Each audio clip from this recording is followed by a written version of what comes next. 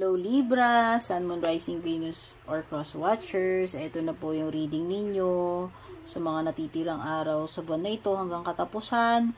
Pero ito ay timeless reading din naman, kagaya ng mga lahat ng mga readings ko dito sa aking page or channel. Kaya kahit kailan makarating sa inyo to, as long as nakarating sa inyo, baka para sa inyo yung mga messages dito. Okay? Thank you so much Libra. Bago ka man dito or matagal na sa panonood, pag-drop by. Kung bago ka, don't forget to subscribe, like, follow. Kung matagal ka na, maraming salamat sa mainit na pagtangkilik at palaging pagsuporta, pagsubaybay, mga pag-share ng mga readings ko, pag-join na membership, subscription, etc. Yung mga interesado sa private reading ko guys, kayo na pong bahalang magsadya sa aking official page. Yung link at yung mga impormasyon nandiyan sa description.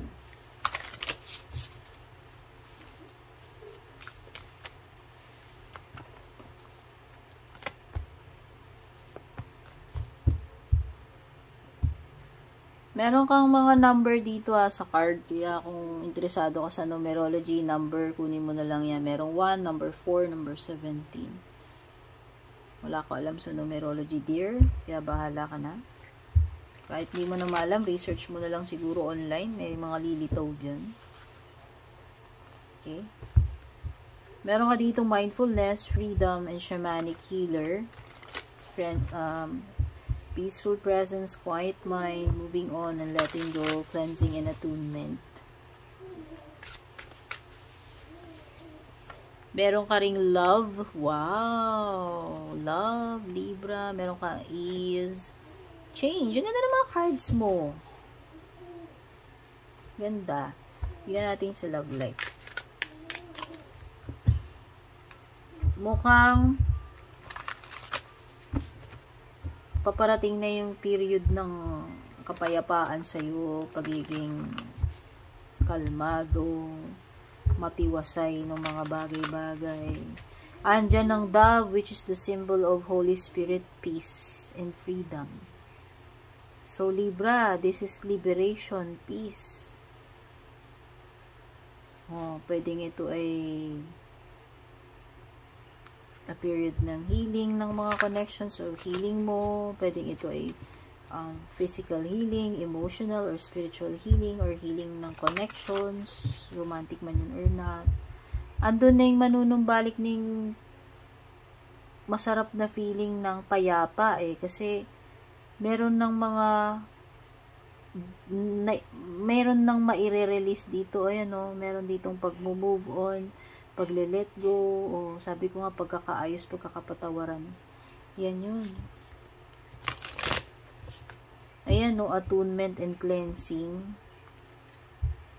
So, tanggal yung mga bad vibes, tanggal yung mga samaan ng loob, tanggal yung mga negativity dito. At manunumbalik na yung kapayapaan sa iyo, Libra. Yung period ng pagiging matahimik at peace ka sa sarili mo, masaya ka or kontento ka. Yun yung nafe-feel ko dyan. Pagiging blessed. Tapos meron ka ring love card. Love people, love them with all your heart. Just be sure to love yourself first, Libra. This is a reminder. Masyado mong binibigay sarili mo, pagmamahal mo, attention mo. Maybe you're people pleaser. Pwedeng inuuna mo lagi ibang tao. Tapos hindi ka na nakakapagtira sa sarili mo. O pwedeng ikaw lang ang nagmamahal dito. Tapos yung sarili mo, hindi mo na minamahal. Nakakalimutan mo na yung sarili mo. Binigay mo na lahat dito sa tao na to. Pero siya, pwedeng hindi ka rin naman niya love din. So bago mo ibuhos lahat-lahat, dear, ang oras mo, energy mo, or pagmamahal mo, make sure lang naman na na minamahal mo rin yung sarili mo, nagtitira ka rin para sa sarili mo. Kasi sa'yo rin manggagaling yun eh. Kung hindi mo mamahalin sarili mo, or halimbawa, irerespeto yung sarili mo, yun din yung, kumbaga, kung paano mo tratuhin yung sarili mo, yun din yung nakikita ng mga tao na yun eh. Whether romantic to or hindi. Kaya yan, si Libra, walang pagmamahal yan sa sarili, walang respeto sa sarili yan. Gaganituin ko lang yan. Kung siya nga, sarili niya, hindi niya nire-respeto, hindi niya minamahal, di ba? O, wag mong mag-set ka ng example. Okay? So, this time, mahalin mo rin yung sarili mo, Libra. Wala namang masama magmahal ka ng ibang tao, pero make sure din na yung sarili mo minamahal mo rin, nire-respeto mo rin, no? Magtatabi ka sa sarili mo. Ayan na yun, yung period ng quiet, peaceful, ease, ito ease. Today, I allow life to be easy. Wow! So, nakikita ko is gumagaan. Magaan yung mga bagay-bagay para sa'yo. Ayan. At ikaw ay kalmado at peace din. Confident ka eh. Ayan, relax lang yung energy mo dito eh. Confident, relaxed. So, nakikita ko ito ay maaliwalas, magaan na pakiramdam, magaan yung mga bagay-bagay, hindi ka hirap dun sa mga gagawin mo, magagawa mo yan. Okay? Lilipas at lilipas yung oras ng ikaw ay kalmado. Basta, you are confident at peace. Sa trabaho mo yan or whatever na dinidil mo. Nandoon yung hindi ka papaapekto, hindi ka matotoxic, hindi ka alam mo yon, mag-anxiety or magmamadali. Yun yung nakikita ko eh. Relaxed ka lang eh. Change, no? So, pwedeng iba may mga pagbabago itong mga susunod na araw or weeks or whatever months. Change. A resistance to change is a resistance to life itself. Open your heart and mind to new beginnings. Mayroong mga bagong simula dito, Libra. Makikita ko, may bagong chapter sa buhay mo, sa love life mo, or sa career mo, or sa sarili mo. I-embrace mo to. Pwedeng may mga pagbabago dito na hindi mo ine-expect. Wag mo daw, labanan, pigilan tong paparating sa'yo. Ayan. I-embrace mo to, tanggapin mo ng buo. Maging confident ka, Libra, sa kung anumang possibility, new chapter, or change na paparating sa'yo. So, sa love life mo, dear, ito na. Pwedeng energy mo to, energy ni person mo.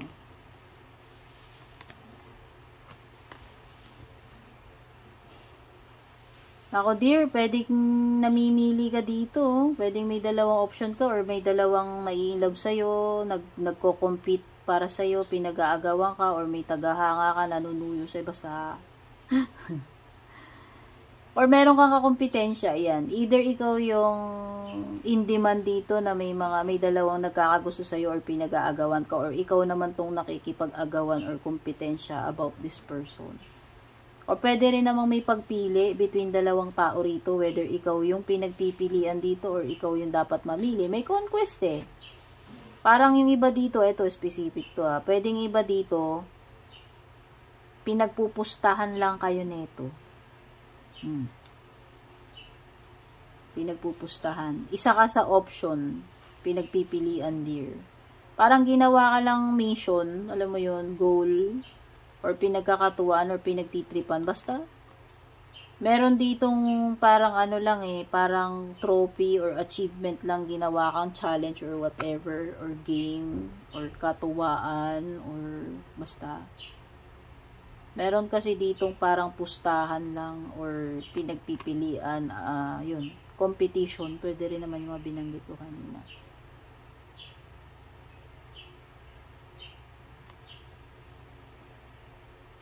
Or meron ikaw situation dito sa person na to, whether hindi ka ganun ka-sure. Basta, meron undecided sa inyo eh. Whether ikaw o siya hindi makapag-decide, no? Hindi pa alam, hindi pa sure. Meron din ditong parang, parang boring na. Mechanical na. Alam mo yung parang,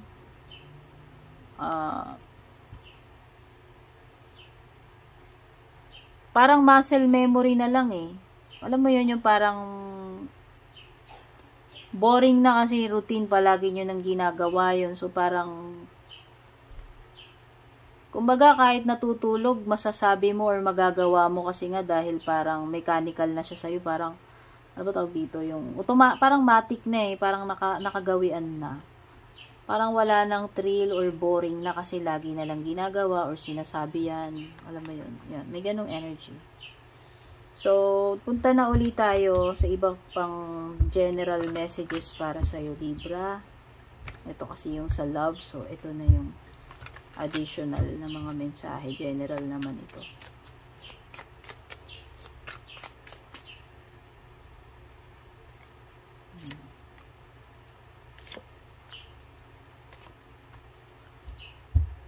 May energy dito ng water, Cancer, Scorpio, Pisces, o kapareho mong air sign.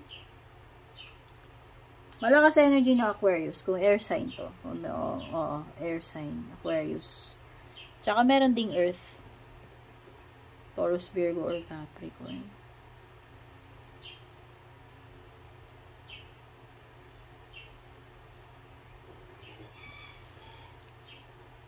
Meron ditong nawawalan na ng pag-asa or nawawalan ng gana. Ikaw ba yan, Libra? Parang energy ng pasuko na or parang wala ka ng, basta nawawalan na ng motivation, ng inspirasyon, ng gana dito sa ginagawa. Hindi ko alam kung bakit. Kung sunod-sunod man yung mga hindi magandang pangyayari, Libra, or wala ka pang nababanaag na progress, siguro mag-stay positive ka lang. Huwag kang mawala ng pag-asa, yun lang yun. Kung napanghihinaan ka ng loob or nawawalan ka na ng pag-asa dito.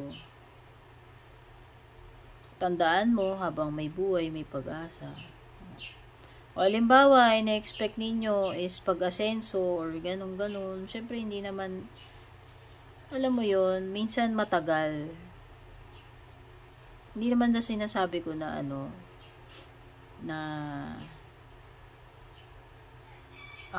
umasa ka na lang ng umasa. Pero syempre, wala namang mawawala rin eh, 'di ba?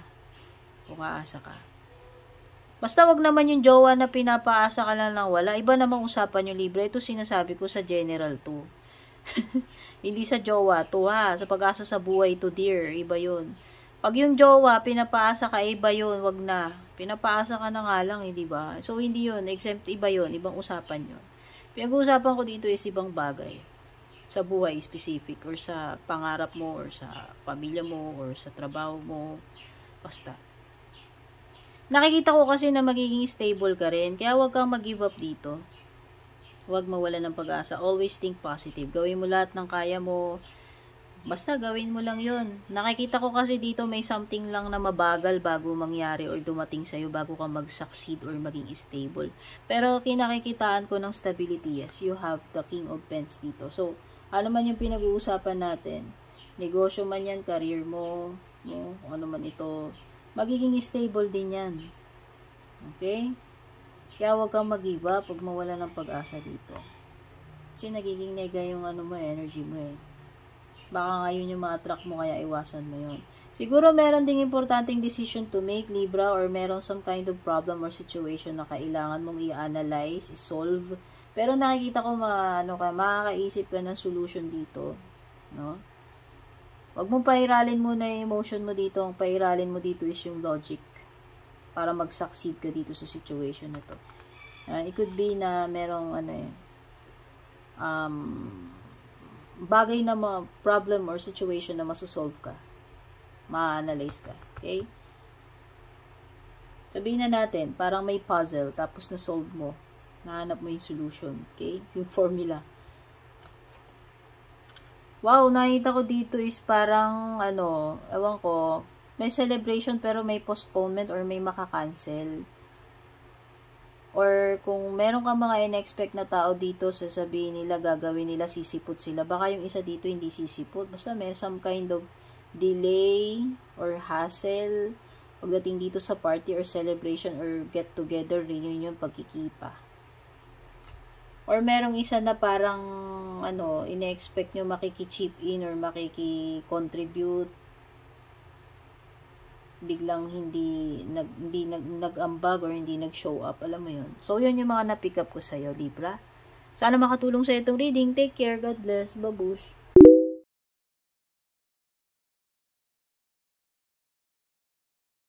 And kung balak nyo pong mag-book or mag-inquire ng personal readings ko, basahin nyo lamang po itong nakasulat sa screen or yung nakalagay sa description.